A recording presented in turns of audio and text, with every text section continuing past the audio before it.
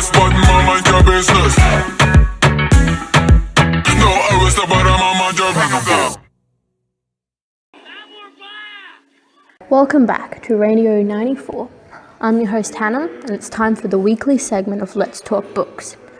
Now tonight, Australian author Richard Harland will be discussing with us his popular steampunk novel World Shaker. He'll be right with us after the break. Hey, Thirst, can I try out a few Coke Summer sound effects on you? Yes! Cool. You okay with this? Yes! And this? Yes! And what about this? Yes! Ha! Gotcha there, Thirst. That wasn't sound effects. That was a Coke. I'm no longer thirsty. You're so out of here. Coca-Cola. Open happiness. Now we're back and joined with Richard Harland. So before we get into your novel, I heard World Shaker has been getting a lot of international recognition, not only in Australia, but America and England as well. Oh yes, it's very exciting. Along with all the international sales I'm invited to and many international book festivals, I have the opportunity to travel a lot and it's very overwhelming. So, can you tell us about your book World Shaker and the main characters in the novel? The novel World Shaker is set in the Victorian era. All major European empires are living on large vessels called juggernauts. The upper class and lower class people are segregated. The upper and middle class live privileged and luxurious lives above decks, whilst the lower class, called the filthies, the once peasants of the medieval times, slave away in the engine rooms and are treated as subhuman. The novel revolves around Colbert Pompentine, an upper decks boy. His grandfather has named him the next supreme commander. Responsibility and loyalty now all lies upon his shoulders. However, he finds a filthy girl named Riff in his room one night. Spending more time with Riff, Cole starts questioning what he has raised to believe was true. Reading World Shaker, all the characters were very interesting. However, I found Sir Momus the most intriguing. I have accumulated several questions you wouldn't mind asking. How is Sir Momus represented in the novel? Hopefully he has a distinctive physical presence, a kind of massive physical solidarity, like a great rock or mountain. I think of him as authority and power through and through. Interesting, how he sees his relation to the normal head of state, Queen Victoria. He's all the piece, absolutely sure and certain of himself. You couldn't imagine him ever questioning what he's doing. I guess he's represented mainly through Cole's experience of him as a young boy, young in mind if not age, sees an adult figure, authority figure. As readers, we have many doubts about him all along, but we experience him through Cole's experience. What language features were used to develop Sir Momus? Most of the metaphors and similes in areas of text pertaining to Sir Momus, they all refer to what presence he brings to the crowd, whether it's becoming silent at the sight of him or applauding him at the end of every one of his speeches or rants. Sir Momus also uses rhetorical questions to get the reader's attention and make them think about the answer before giving it. This makes him seem as though he knows what he's talking about. As regards to dialogue, I hope I've given him a voice that suggests authority and absolute assurance. What beliefs and values does Sir Momus have? He believes in World Shaker and imperialism and of course himself as supreme commander.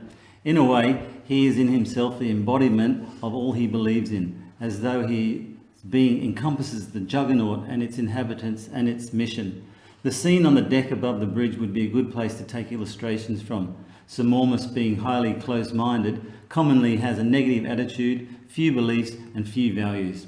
The reason Sir Momus doesn't have any beliefs or values is because he is a very uniform man. He doesn't like things getting out of regular order, not operating well, not sticking to his orders.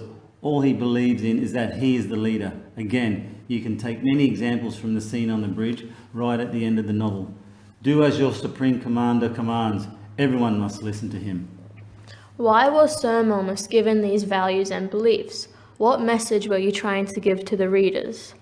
I'd just like to say, I don't think it's my job to moralise, and I don't prefer writers who set out to hit readers over the head with a message.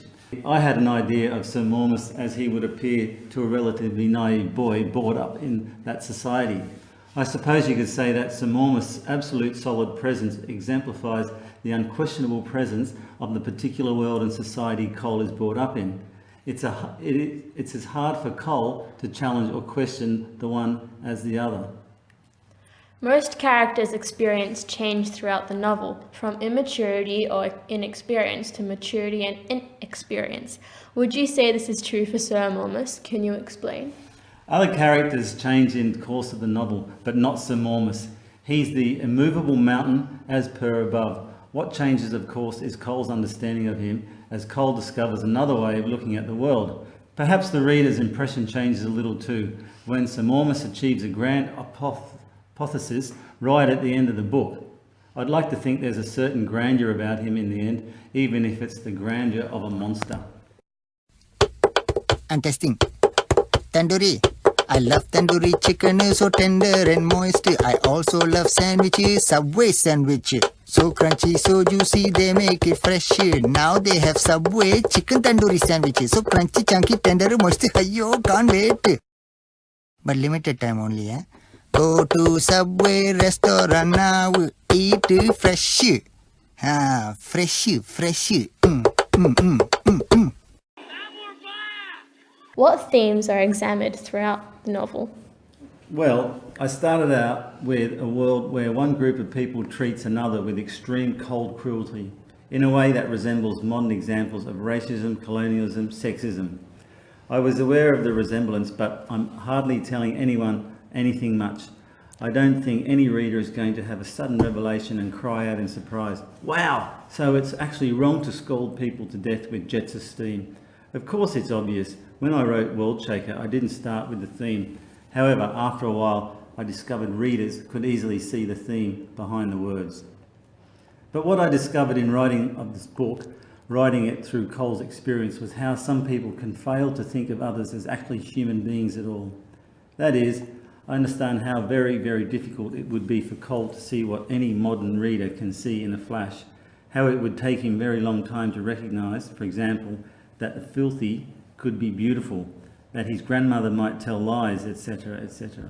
The thing is that he's grown up with a way of thinking where everyone around him thinks the same, and he's accepted his society's assumptions before he ever had a chance to think about them for himself. The very nature of the world he sees is already shaped by what he already knows about it, and what he expects to see before he even looks. So if there's a theme in World Shaker, embodied in the characters, inseparable from their experience, is that as humans, we're so much predetermined by the assumptions that everyone takes for granted in the society around us. I think that's a truth that has outlasted classism and imperialism, 19th century style, as depicted in World Shaker, and will still be around when, hopefully, racism and sexism are consigned to the past. So it's important to think for yourselves, but don't let anyone ever tell you it's easy. Why did you choose to include this theme? What do you want readers to understand? I believe I've already answered this question in the previous one. However, I never set out to convey a message or a theme. I'm a storyteller, and I start with a story and characters and a world. I honestly don't think I know more about putting the world right or telling people how to behave than anyone else does. I don't think it's my job to moralise, and I don't know any writer whose books I admire, and I know a whole lot of writers as friends who set out to hit readers over the head with a message. I don't like reading books with messages like that. What do the main characters, Colbert, Riff and Lady Abnolia, represent? I'll answer on Abnolia. If you look for the implications of her character, I think she's an example in the most extreme form of anyone who congratulates themselves and feels good about their own benevolence, their own kindness, their own virtuous compassion towards others.